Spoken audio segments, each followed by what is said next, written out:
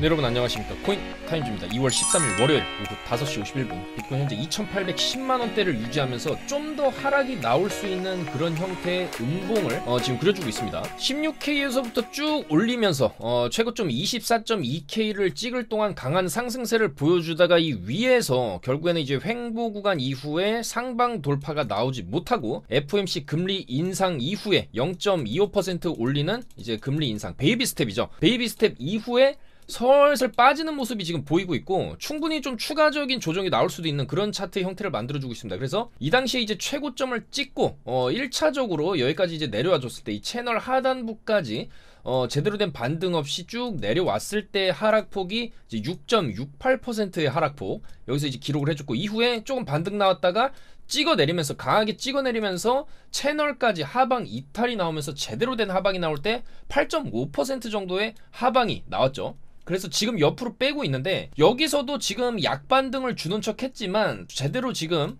상 반등을 못 해주고 오히려 올린 거를 지금 또 다 잡아버리고 내려오는, 그러니까 요때 약간 상승 주고 찍었죠. 그러니까 약간 상승 주고도 찍을 수 있는 이런 패턴이 나오고 있기 때문에 직전에 8%, 8.5%까지 물론 내릴 수도 있겠지만은, 이 직전에는 또 6.6%로 올렸기 때문에 뭐 최소치로 잡아도 6.6% 정도 내린다라고 쳤을 때도, 여기서부터 이제 6.6% 정도 내린다고 쳤을 때도 결과적으로 이 매물대 하단부까지 리테스트가 들어가는 요 자리까지 좀 테스트가 들어가는 그런 이제 하락 무빙이 좀 나올 수 있는 그런 차트입니다. 그래서 빨리 여기서 좀 반등을 해서 결과적으로 이 상승 추세 라인 안으로 다시 들어가 줘야 되는데, 그러려면 좀 상당히 좀 강력한 모멘텀이 있어줘야 돼. 왜냐면 여기서 이만큼 올리고 지금 쭉 꺾이는 추세이기 때문에 이걸 다시 들어올리려고 하면 상당히 큰 재료가 필요하다. 이 재료는 아무래도 내일 발표될 CPI가 있겠죠. 그래서 이게 어느 정도 좀 눌러주고 여기서 추가 상승이 나오기 위해서는 CPI 내일 2월 14일 화요일 10시 반이죠. 10시 30분에 발표를 하는 CPI가 수치가 좋게 나와야 되겠죠. 그래서 지금 시장 컨센서스 예상치로는 6.2%를 지금 예측을 하고 있고, 전달 대비해서 한 0.3포인트 정도 좀 낮은 수치가 나와줘야 된다. 그러니까 CPI가 계속적으로 조금 낮아지면서 계속해서 연준에서 이 금리를 좀 점차적으로 좀 동결할 수 있는 그런 시그널들이 나와주는 게 좋은데, 만약에 6.3이 나온다, 이러면은 굉장히 좀 안 좋은 결과로 인해서 좀 추가 하락이 나올 수도 있고, 사실 올라갈 때도 그냥 이제 계속 올라가는 게 아니고 여기서 한번 좀 쉬어가는 타이밍이 있었어요. 그리고 이제 올렸죠. 그리고 내려갈 때도 마찬가지 쉬어가는 타이밍이 한번 있을 수는 있다. 지금 이제 거의 양 어깨 부분까지 좀 내려온 상황이기 때문에 여기서 만약에 일자로 더 이상 인플레이션 수치가 줄어드는 게 아니라 좀 내려가는 폭이 이상하다, 좀 옆으로 빼는 것 같다라는 조짐이 나오게 돼도, 그러니까 여기가 이제 예측치가 6.2인데 6.2가 나와도 사실 이거는 시장에 그렇게 호재로 좀 볼 수는 없는 거거든요. 그래서 예측치보다 6.1이라든지 6%가 나왔을 때 강력한 또 이제 상방을 또 바라볼 수가 있고, 어쨌든 간에 아직까지 지금까지 이 CPI가 나오는 추세는 예측치보다는 계속적으로 좀 낮게 나온 거는 맞습니다. 근데 이제 저번 달 같은 경우에 6.5 예측치랑 그대로 나오면서 약간 조금 이상하다라는 그런 이제 낌새를 보여줬고, 과연 이번에 결과가 어떻게 나오느냐에 따라서 상방이냐 하방이냐, 상방이라 하더라도 이미 여기서 엄청난 상승, 거의 50%에 가까운 상승을 보여주고 지금 조정이 어느 정도 나온 상황이기 때문에, 여기서 결과 좋게 나와도 어느 정도 반등 주면서 여기서 잡은 숏을 한번 물량을 털고 그 다음에 본격적으로 한 번 더 내려찍는 무빙이 또 나올 수도 있기 때문에, 여전히 좀 단기적인 매매가 좀 더 유리할 수 있겠다라는 입장입니다. 그래서 여기에서부터 어느 정도 좀 저점이 나왔다, 지금부터 나는 모아가겠다, 이런 식으로 좀 빠져도 모아가겠다라고 이제 롱을 잡는 것보다는 계속해서 이제 위아래 타점은 계속 나오거든요. 저희가 주말에도 차트 분석을 카톡방에서 계속 해드리고 있고, 이런 식으로 롱 타점도 오늘 11시 34분이죠. 11시 34분에 롱 진입을 했습니다.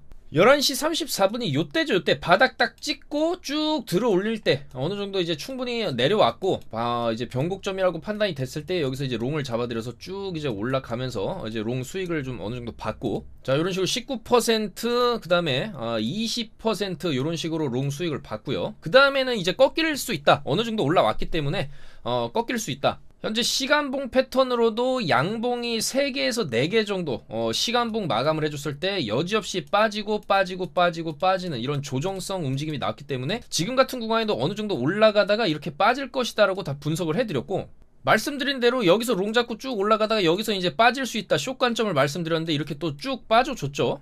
자, 그래서 이런 식으로 33%, 46%, 12%, 24% 비트숏 요런 식으로 위아래 타점이 계속 나오기 때문에 그런 타점들을 좀 최대한 이용을 하면서 매매를 하시는 게 단기적으로 수익을 챙겨가면서, 그리고 이제 어떤 예상치 못한 CPI 같은 큰 이벤트 때 나오는 그런 이제 큰 빔, 위든 아래든 좀 크게 터질 수 있는 게 내일이기 때문에 그런 거는 조금 이제 조심하면서 우리가 단기 수익을 챙겨가는 이런 관점이라든지 매매 타점 받아보실 분들은 바로 영상 하단에 있습니다. 저희 코인타임즈 특급 정보방, 이쪽 무료니까 들어오셔가지고 정보 받아보시면서 하시면 훨씬 더 수월하실 수 있겠다, 좀 그렇게 말씀을 드리겠습니다. 그래서 내려가는 이 관성의 힘이 어디까지 좀 지속이 될 것이냐는 이제 내일 CPI를 기점으로 크게 이제 흔들릴 수가 있고, 사실상 여기서 반등이 어느 정도 좀 나와준다라고 해도 이 위에서 또다시 숏을 잡으면 또 이제 크게 먹을 수 있고, 우리 오히려 추가 하방까지도 먹을 수 있는 그런 기회가 되기 때문에 사실 여기서 올려줘도 숏 타점은 나온다. 그리고 그대로 내려갈 가능성도 있기 때문에 지금은 여전히 약간 더 숏이 유리한 그런 구간이라고 볼 수가 있겠고, 그래서 우리는 업비트에서 숏을 칠 수 없기 때문에 이런 비트겟 같은 해외 거래소를 통해 마진 거래를 하는 게 지금 같은 이제 횡보 장세에서는 위아래 배팅이 가능한 이런 마진 거래가 좀 더 이제 유리하게 좀 수익을 가져갈 수 있는 구조다, 그렇게 말씀을 드리고 싶고, 물론 너무 무리한 레버리지 같은 경우에는 굉장히 좀 위험할 수가 있기 때문에 우리가 적당한 손절 가격 그리고 적당한 레버리지를 쓰는 게 유효할 수가 있겠다, 그렇게 말씀을 드리겠습니다. 자, 그래서 어디까지 하락을 할 것이냐라는 관점에서는 요런 식으로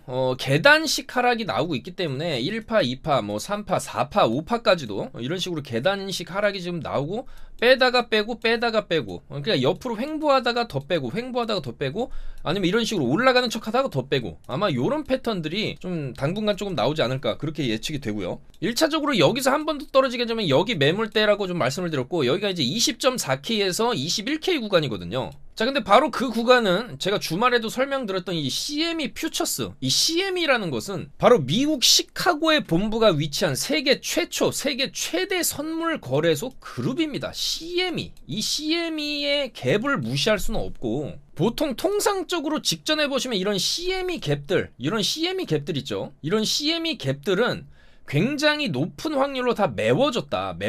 여기 보시면은 뭐 갭이 여기서도 있었지만은 요거는 이제 메우려면은 좀 시간이 걸릴 수 있겠지만, 이 당시에 끊어졌던 이 CME 갭을 일단 메울 수 있다라고 좀 유추가 좀 나오고 있는 상황이기 때문에, 그랬을 때 가격이 이제 20K에서 20.4K입니다. 아까 말씀드린 이 매물대보다도 하단에 갭이 위치하고 있기 때문에 그래도 이 CME 갭 정도는 일단 메워줄 가능성이 있다. 그리고 이제 추가로도 밀리게 되면은 여기에 이제 윗부분, 여기 라인이 되겠죠. 여기 요 라인까지, 그러니까 18.5K 라인까지도 한번 조금 이제 밀릴 수 있고, 그건 아마도 이제 과매도 구간이 되겠죠. 잠깐 찍고 이렇게 들어 올리고 또 이제 다음 상승을 준비하는 그런 기간이 될 수 있는데, 일단 20K에서 20.4K 구간의 이 CME 갭은 좀 메워줄 가능성이 높다라는 것이죠. 특히나 이번 CPI 결과가 안 좋게 나올 경우에 이 안 그래도 떨어지는 추세인데 그 추세를 더 가속화시키는 이런 무빙도 충분히 나올 수가 있기 때문에, 이번에 20K가 사실 이탈이 나오면서 조금 이제 과매도 구간으로도 들어갈 수 있는 그 정도의 반작용입니다. 그러니까 여기서 이 정도로 올렸으면은 원래 이제 올린 거의 절반이라든지 3분의 2까지는 한번 좀 밀렸다가 다시 힘을 모으고 올라가는 상승 추세로 가더라도 이런 식으로 N자를 파동을 그리면서 올라가는 무빙이 항상 나오기 때문에 이런 조정 구간에서 우리는 또 매수의 기회를 삼을 수가 있겠다라는 겁니다. 그래서 일단은 하방으로 좀 더 이제 내려가지 않겠냐, 그런 관점이고, 최대 맥시멈으로 이제 빠질 수 있는 구간은 아무래도 여기 매물대 하단 라인, 이 정도 라인이 되겠죠. 바로 이제 18.5K 정도가 되는데, 만약에 이제 18.5가 내려온다라고 하면은 우리는 이제 저점 매수 구간으로 좀 삼을 수가 있겠다. 그러면 다시 한번 튕겨져 올라가는 이제 기술적 반등이 나오고, 이후에 진폭이 좀 잦아드는 구간이 나오면서 이런 구간이 나오게 됩니다. 바로 이런 구간이죠. 옆으로 빼는 구간, 바닥을 다지면서 옆으로 빼는 저점 매집 구간에 들어가게 됩니다. 그래서 원래 여기서 FTX 파산이 안 터졌으면 아마 이런 식으로 가지 않았을까, 이렇게 예측을 해볼 수가 있는 그런 이제 일자 매집 구간, 저점 매수 구간으로 우리가 볼 수가 있고, 여기서 FTX가 터졌기 때문에 하방으로 쏟으면서 엄청난 양의 이제 청산이 터지고 여기서 다시 기를 모은 거죠. 그래서 1차적으로 세력들이 여기서 매수를 했고 그 다음에 여기서 매수를 했다. 그래서 걔네들의 평단가는 결국에는 18.5K 정도를 맞춘 다음에 여기 이제 쏘아 올리면서 이런 구간에서 물량을 좀 정리를 하고 숏을 잡는다든지 이런 식의 움직임이 들어갈 가능성이 조금 있다, 그렇게 보여지고, 마찬가지로 지금 구간에서 어느 정도 좀 눌림이 나오게 되면은 뭐 이런 식으로 바로 가는 것보다는 한번 튕겨주고 이런 식으로 진폭이 좀 낮아지는 구간, 옆으로 빼는 이런 식의, 옆으로 빼면서 이제 매집을 하는 저가 매수 구간이 좀 나오고 이후에 올라가는 그런 그림이 좀 나올 가능성이 높지 않겠냐, 그렇게 보여집니다. 그래서 일단 여기서 이제 내려 박을 때 숏으로 먹고, 여기서 저점에서 이제 롱 반등 어느 정도 먹은 다음에 또 숏을 봐야겠죠. 이런 식으로. 그 다음에는 진폭이 잦아드는 구간에서는 우리가 롱을 봐야 된다, 이런 식으로. 충분히 기를 모은 다음에 위로 쏘지 않습니까? 그래서 이런 식으로 좀 기를 모으다가 쭉 쏘면서 이제 전고 돌파를 해주는 이런 그림을 우리가 기대를 해볼 수가 있고, 이런 그림이 나오려면은 5월 달에는 금리를 동결한다는 이런 이제 연설문이 파월의 입에서 나오는 게 좀 기폭제가 될 수가 있겠다, 그렇게 좀 말씀을 드리고 싶고요. 다만 그런 강력한 금리 동결이라든지 금리 인하까지 우리가 기대를 할 수 있는 그런 이제 시그널은 무조건 이제 인플레이션이 어느 정도 잡히는, 물가가 어느 정도 잡히는 구간을 나와줘야 됩니다. 그러니까 물가가 잡히지 않는데 금리 인하를 할 수는 없는 거죠. 돈을 풀 수는 없는 겁니다.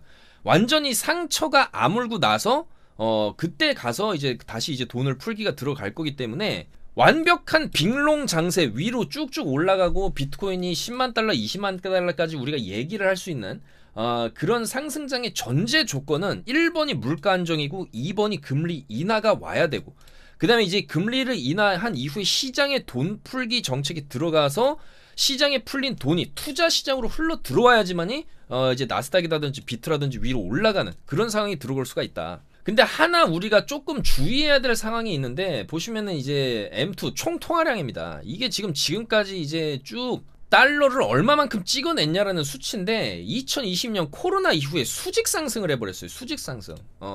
그 전에는 그냥 적당하게 좀 어느 정도 경제 성장과 맞물린 수준의 어떤 달러를 찍어내는 그 정도 수준에서 좀 감안할 수 있을 정도의 어떤 달러 발행량이었다라고 치면은, 지금은 기업들의 실적이 사상 최고치를 계속 찍었는데도 불구하고 더 이상의 성장 동력이 그렇게 폭발적으로 없는 시기까지 왔음에도 불구하고 코로나 사태로 인해서 화폐를 엄청나게 수직 상승으로 찍어버렸다. 그러니까 코로나를 극복하기 위해서 임시 방편으로 돈을 찍어내서 막았다. 그 설명을 이제 저번 시간에 드린 거고, 이 후폭풍이 지금 인플레이션 물가 상승으로 우리에게 이제 돌아오고 있다. 택시비, 뭐 짜장면값, 모든 물가가 이제 올라가고 있고, 가스비부터 해서 우크라이나 러시아 전쟁까지 겹쳐지면서 가스비까지 쭉 올라가면서 아파트 관리비 보시면 다 깜놀하시죠.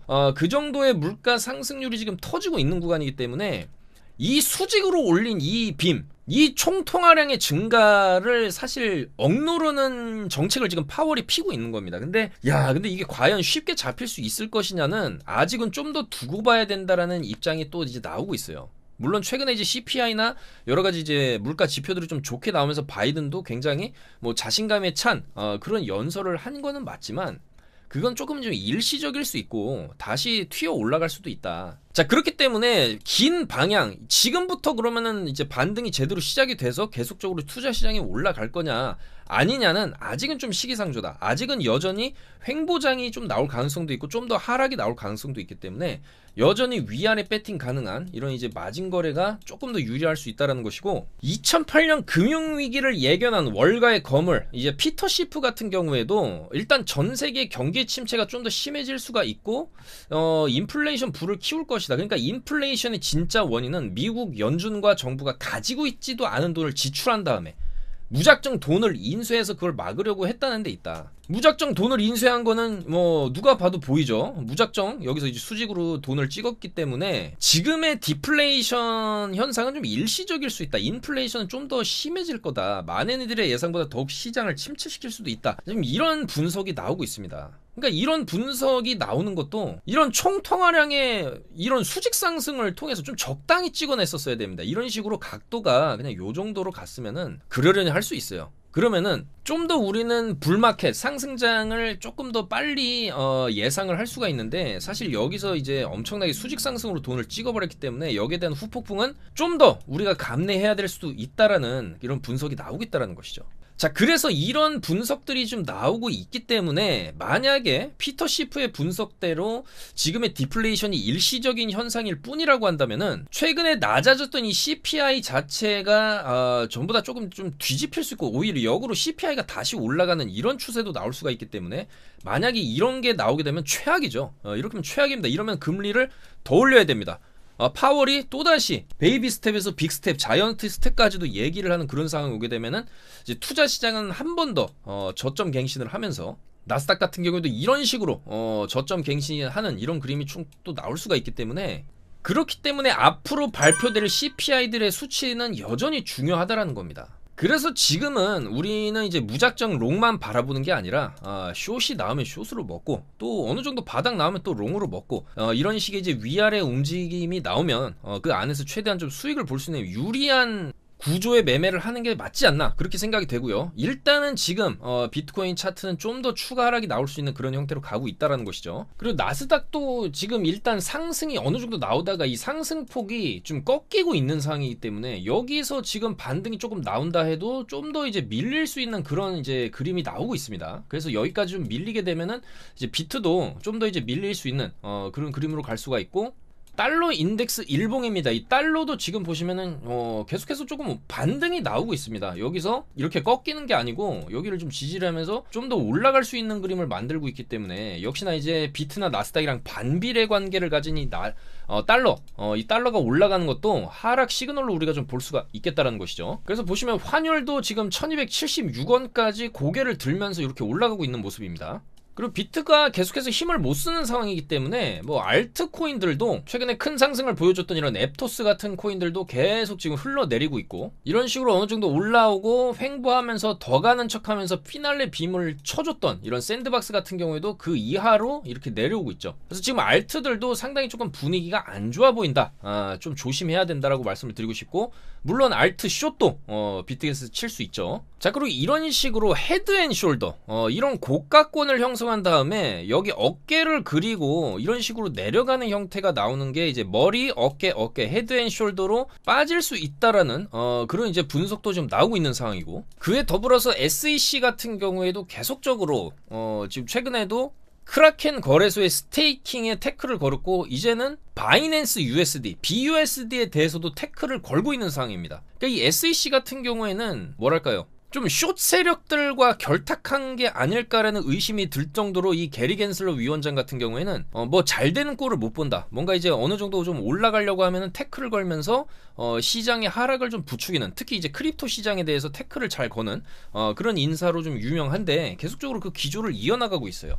자, 그래서 암호화폐 데이터 분석업체 메사리의 라이언 셀키스 창업자 같은 경우에는 13일날 자신의 트위터를 통해서 내 인생의 새로운 목표는 게리 겐슬러 미국 증권거래위원회 위원장의 정치 커리어를 끝내게 만들고 바이든이 재선에서 실패할 이유를 만드는 것이라고 말할 정도로 열받아 있는 상태다. 지금 크립토 시장의 인사들이 이 SEC나 특히 뭐 리플이 가장 골이 깊죠. 계속적으로 좀 소송을 하고 있으니까. 그래서 이 겐슬러에 대한 안 좋은 시선들은 이 크립토 시장에서 계속 이어지고 있다. 그래서 게리 겐슬러 위원장은 자본주의 시스템에 파괴적인 압력을 가하는 세력이다, 이렇게 지적을 했고, 이런 메사리의 창업자 같은 경우에도 공개적으로 이 게리 겐슬러 위원장을 좀 비판을 하면서 나오고 있죠. 그래서 이 비트코인, 특히나 이제 현물 ETF, 미국 시장에서의 현물 ETF 같은 경우에도 게리 겐슬러가 계속해서 반려를 시키고 허락을 안 해주고 있기 때문에 빨리 그 권한 자체를 CFTC로 옮겨서 현물 ETF가 승인이 나도록 이제 하는 것도 지금 계속적으로 좀 추진을 하고 있죠. 자, 그래서 이런 어떤 안 좋은 뉴스들, 그 다음에 이제 차트도 꺾이면서, 그 다음에 이제 CPI에 대한 어떤 불안감이 겹쳐지면서 제대로 된 반등이 지금 안 나오고 있다고 볼 수가 있고, 그 와중에서도 단기 반등, 그러니까 이제 단기적인 하락이라는 것이죠. 이게 장기적으로 우리가 봤을 때는 그래도 좀 눌림이 나올 수는 있어도, 그래도 여러 가지 이제 호재들이 또 있고 반감기도 있고, 금리 동결과 금리 인하 시즌으로만 들어가면은 충분히 이 비트코인은